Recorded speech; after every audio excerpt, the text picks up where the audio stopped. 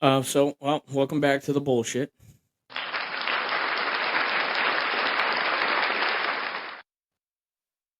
I wanted to talk about the whole Juan Soto deal that's been going down. If you follow baseball or if you pay attention to sports at all, everybody knows that in the MLB, Juan Soto was the prized possession for anybody that wanted him.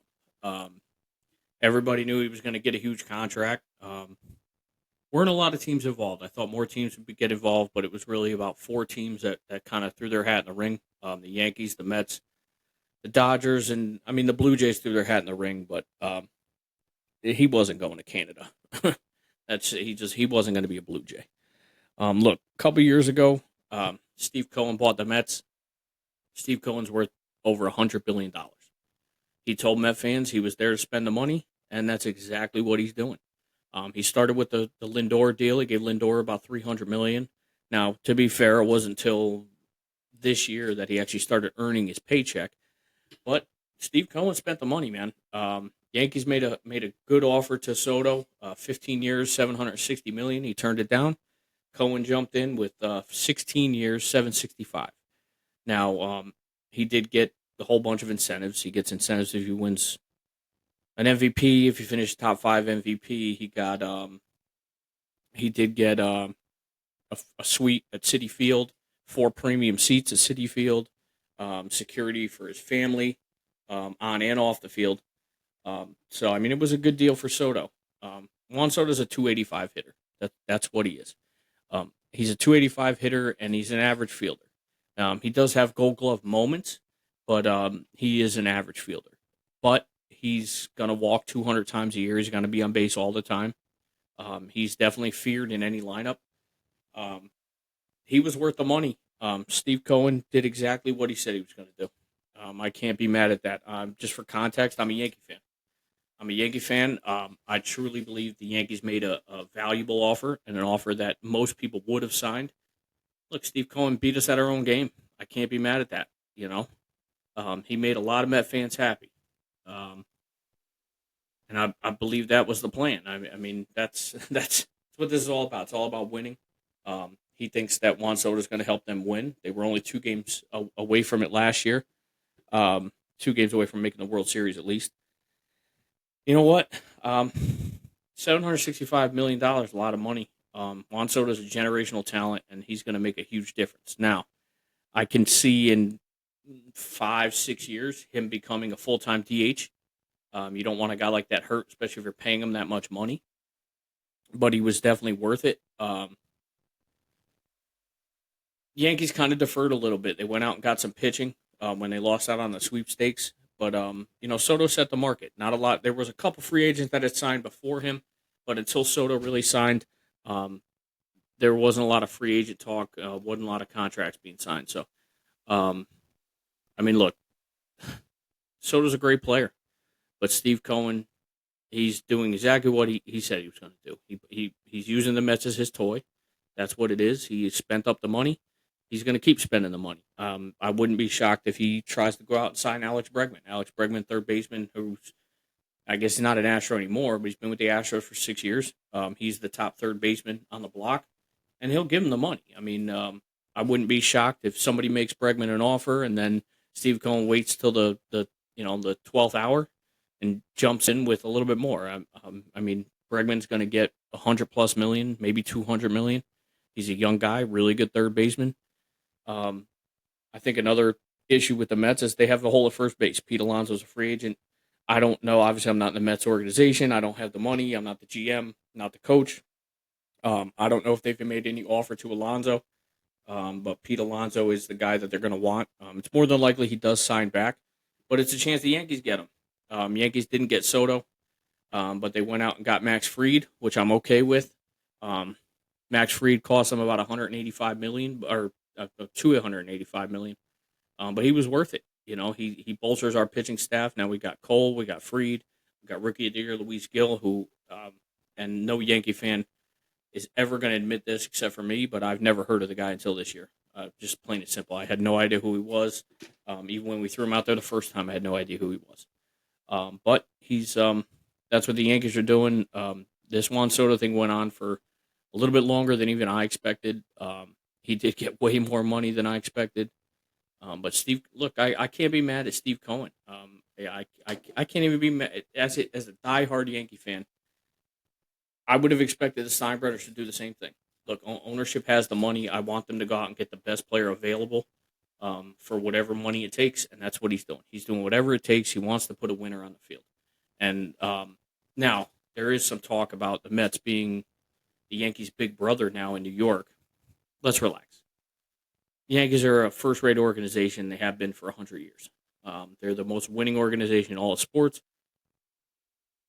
If the Mets win a World Series, if the Mets get some back-to-back 100-win seasons, things like that, okay, I'll concede. I'll say the Mets own New York right now in baseball.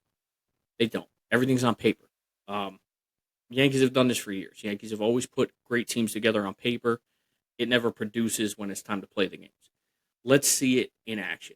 I'm sure Lindor is going to have another good season like he did this year. He was almost an MVP. I think he finished third or fourth in the MVP voting for the NL. But I mean, nobody was going to take over Otani. The guy had 54 home runs or something like that, and he was just a beast. He's insanely good. Um, Soto was also insanely good. The only downside to Soto is probably his fielding and his batting average. He walks a lot, which is huge. In my opinion, a walk's as good as a hit. But I mean, he's an average fielder. I mean, he's going to make a lot of mistakes. He's going to have Gold Glove moments, but he's going to make a lot of mistakes. They got him for his bat. That's what they got him for. It kind of sucks for the Mets because they did miss out on the pitching while they were chasing Soto or offering Soto whatever they were giving him. They missed out on Max Fried, which I thought would have been huge, especially because they're in the same division as the Braves. That would have been a big fuck you to the Braves. And for Met fans, that's kind of what you live for. Any middle finger to the Phillies and the Braves is good for a Met fan. Um, but I think this is good. I think it's good for baseball. I think this is good for the rivalry, whether it be Yankees, Mets, Braves, Mets, Phillies. This is going to make the shit talking all year between me and some of my friends and Yankee and Met fans a lot of fun. Um, I mean, this is a big deal. I mean, cut it any way you want to cut it. Steve Cohen, guy's worth so much money. I mean, there you had to expect this. There you had to. I mean, he didn't do it the first couple years, but you had to expect at some point he was just going to start cutting checks, and that's what he's doing. He started with the Lindor. He gave Lindor $300 million, and he's just going to keep cutting checks. Anytime there's a big name free agent that's under 32, he's going to start cutting checks, and nobody can be upset about that. I mean, the guy's got his own money, you know, and he's just going to keep doing it and doing it and doing it, and until other people start competing, he's going to keep winning. It sucks. It sucks because I'm not a fucking Met fan. I'm not ever going to be a Met fan. I will live and die with the Yankees. But I mean, what can you do? You can't argue with what he did because anybody who had the ability to do it beyond the Mets would have done it, and anybody who wouldn't have done it's a fool. I mean, Soto is that guy. He's definitely a clutch playoff guy. He proved that with the Yankees. He proved that with the Nationals. He would have proved it with the Padres if the Padres were worth a fuck. But they went out and signed everybody under the sun 2 years ago, and they still didn't win. So they've kind of cleaned house. They let Soto walk. They gave Tatis a whole bunch of money for a steroid year. Now he's back to average. Um, I mean, but this is what it's all about in baseball. There's no salary cap. There's a luxury tax, but for the owners who have the money, they don't give a shit about the luxury tax, and they're going to spend the money.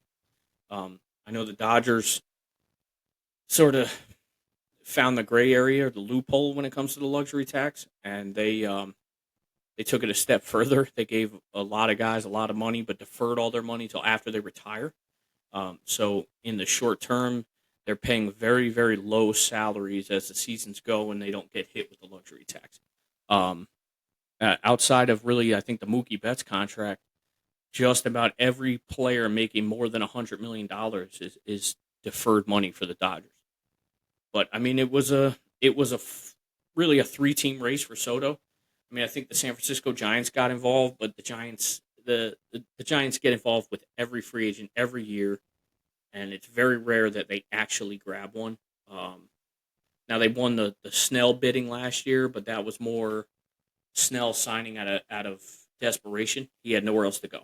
Nobody would give him the $200 million contract he was looking for, and he ended up with 75 or 80 or whatever it was, and but the Giants were the only team that offered him that. So, but he's now a Dodger. He became a free agent once again. He's a Dodger. He gets deferred money, but that deferred money is like, I don't know, 100 something million, which is phenomenal. I mean, good for him. Good for any player that can get that kind of fucking money to play a kids game. But I mean, it's gonna make it look. It's gonna make the season a lot of fun. It's gonna make the Met Yankee rivalries is really gonna kick off big time. Yankees did okay for themselves though. I'll tell you that right now. They went out, like I said, they got Max Fried. They went out and they got the closer from Milwaukee. One of the what I think is probably a top five closer or relief pitcher, since closer is not really a thing anymore. It's kind of closer by committee. But he's definitely one of the better relievers in baseball. They bolstered the pitching staff. They bolstered the bullpen. Um, I do think they need to go out and get a third baseman or first baseman. Christian Walker from the Diamondbacks is really, really, really. I feel like he's a really good fit for the Yankees at first base. He's 33 years old, but he's a tremendous fielding first baseman. He's Gold Glove winner. Very good hitter. He's going to give you 20, 25, and 80, which I think for me at least, that's solid as a first baseman. I do think they should at least make an offer for Bregman. As third baseman go, Arenado's available from the Cardinals. He did waive his no trade clause as long as he goes to a winner. And I mean, to be fair, he spent half his career in Colorado in a losing squad. He decided to sign with the Cardinals. Got a lot of money. Signed with his buddy called Paul Goldschmidt, and they've done nothing. They haven't signed anybody. They've done absolutely nothing. They've been a terrible, terrible team for the last couple of years, and so I don't really blame him for wanting to leave. He's getting up there in age. His skills are starting to diminish. The guy wants to win. I mean, I can't blame him for any of that. So, but I mean, the Yankees could get Arenado, but it would be short term. They would have to try to figure something else out, whether it be from the minor leagues or trading for another third baseman. Now, there's not very many really good ones out there. I mean, the Padres have Manny Machado, but he's kind of leveled off a little bit. He was a superstar. I mean, he's still a superstar, but he's not that guy. He's not he's not the world beater guy he was when he was with Baltimore. But I mean, pitching's big. I mean, back to the Mets. I mean, they have to bolster their pitching. They have average pitching. Their top five is very average. I'm sure there's going to be Met fans that would argue with me about that. Some of my friends would argue with me about that, but they could go out and look at Jack Flaherty. He didn't really have a great showing last year, but he would be a little bit of an upgrade. Bueller would be another upgrade. Bueller. Bueller. He would definitely be another upgrade, but I feel like he's going to end up re-signing with Baltimore. They kind of liked what he was doing. I mean, there's a couple guys out there, but Fried was really the top pitching free agent there. And this crop of free agents that's left that haven't signed isn't. You're not kicking the door in like the fucking Kool-Aid man trying to sign these guys. So, I mean, but that's what it is. I feel like Steve Cohen did what anybody else wishes they could do. He's got the money to do it. I can't be mad at that. I mean, I can be mad at that. I'm a Yankee fan, and fuck the Mets. But I mean, fuck, the Steinbrenners do it all the time. All the time, the Steinbrenners do it. So I can't be upset for getting beat at my own game. Is kind of how I feel about that. I mean, I'll still be a Yankee fan. If the Yankees live every game for the rest of my natural life, I don't care. I'll still be a Yankee fan. It's not going to change anything. But good for the Met fans. I hope they have another enjoyable season. Second half of their season last year was great. They look great. They look really good in the playoffs. But they got to get Alonso back. I think that's the big key, or fill that hole at first base. And they also need a third baseman. They need a first baseman, third baseman, and pitching. That's their key. They're going to end up spending over $1 billion, no matter how you cut it, if they get any other free agents. So, but that's how it is. I know it's football Sunday today. I would normally talk football, but I'm a fucking Giant fan and they suck. So I can't, I'm not going to talk about that. It's just miserable. It's miserable to talk about it. They're going no fucking where. Um, and that's life. I can't do anything about that. I'll still root for the Giants, but they are pretty fucking terrible. Um, right now, I feel like the Giants are like the White Sox of the NFL. That was a little dig at a guy I work with. He's a pretty big White Sox fan, and they suck. Sorry, Josh. Um, they're going no fucking where. They got rid of their best pitcher, Crochet. They traded him to the Red Sox for a prospect haul, but who knows when those prospects are even going to show up and be worth a fuck. So they're just not good. They're just not good. They're a bad organization. They've been bad for a very long time. I think they need to sell the team to a guy like Steve Cohen, a Steve Cohen-esque owner that's going to put the money back into the team. And that's what Steve Cohen's doing for the Mets.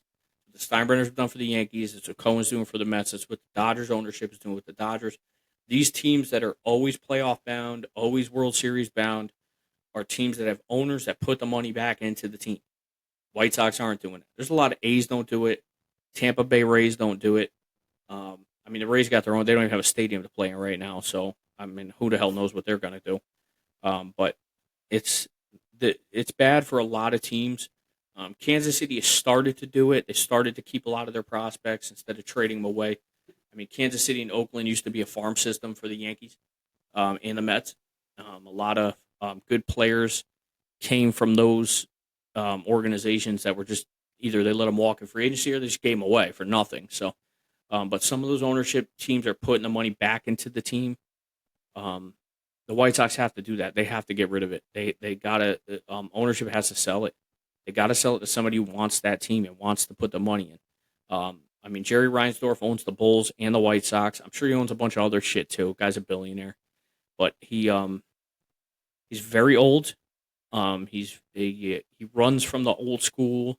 He lets other people run his organizations, which is fine. It's his money. I don't have money like that. I can't speak for what he wants to do with his, but they need to sell that team. There's a couple teams in baseball that should sell to people that want the team and want to focus on winning. But the Mets are doing that. Yankees are still doing that. The Dodgers are clearly doing that. There are, I mean, there's 6, 7 teams right now, maybe 8 in baseball that are really making a push every single year, including the fucking Astros, which pisses me off. Red Sox have kind of fallen off a little bit, but I'm sure. They'll bring it back like they always do. I hate that as a Yankee fan because I can't stand the Red Sox, but it's baseball. That's baseball. That's how it works. Good owners create good teams, then they spend the money to make good teams, and they win. And that's what the Mets are trying to do, and they're going to look good doing it, especially as soon as when Cohen starts really writing checks. Besides the Juan Soto one, which don't get me wrong, $765 million is a big check, but when he starts writing checks left and right, they're going to be a force. They're going to be a team to be reckoned with, a team to be feared, especially as soon as they get some good pitching. Beyond that, they look phenomenal on paper, but I want to see what it looks like live. Let's field the team. Let's see what the lineup looks like. Let's see if they can get a first baseman. See if they can get a better third baseman. They do field a really good team, but if I was a Met fan, which I'm not, but if I was a Met fan, I'd be very concerned about the pitching. Bullpen looks okay. They did take Clay Holmes from the Yankees, who they're going to convert back to a starter. But just from watching him for a couple years, he's not that good. So, sorry, Met fans, he's not that good. Good luck. You can keep him, but Yankees pitching staff looks really good. We do have a couple holes, outfield, first base, third base. But we'll see. Spring training is not till pitchers and catchers is until mid February. Spring training doesn't start till March, so there is a month and a half or so for some of these free agent guys to really get their contracts in, join their teams, and we'll see what next year looks like. Other sports bullshit. As you can see, I'm a Knicks fan. Now I'll never see the Knicks win, and the Knicks will never win a championship in my lifetime. I've seen the Rangers win a Stanley Cup. I like hockey. I've seen the Giants win 4 Super Bowls. I've seen the Yankees win 5 World Series. I will never see my beloved Knicks win a championship. for whatever reason, and I'm almost positive the day after I die, the Knicks will win a championship. That's just the nature of the beast. I'm sure there's a lot of people that root for teams that feel the same way. I mean, there are some teams in baseball, basketball, football that have never even been to the playoffs, let alone won championships. So, Knicks always put a really good team on the court. It always looks good on paper, but they can never execute, and they can never get that guy. They can never draft the Shaquille outside of Patrick Ewing. Patrick Ewing was a really, really good draft pick for them in the '80s, but it didn't pan out because they had nothing else, and they put a bunch of second rate players around him for a lot of years.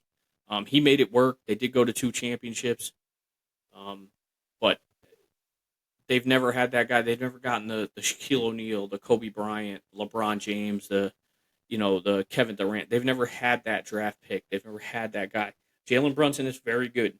They gave him a lot of money. I do like that he took less money so we could sign better players.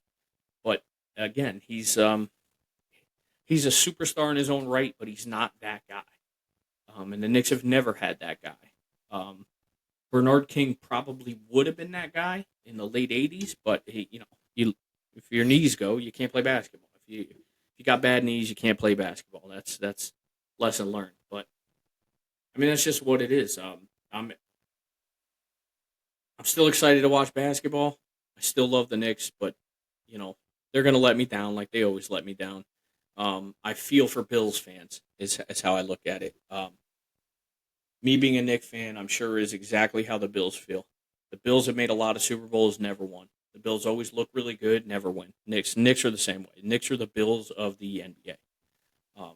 But I mean that's what it is. It's just kind of a wait and see for the Knicks. It's wait and see for the Mets. Wait and see for the Yankees. Season starts in a couple months, 3 months, 2 months, 3 months.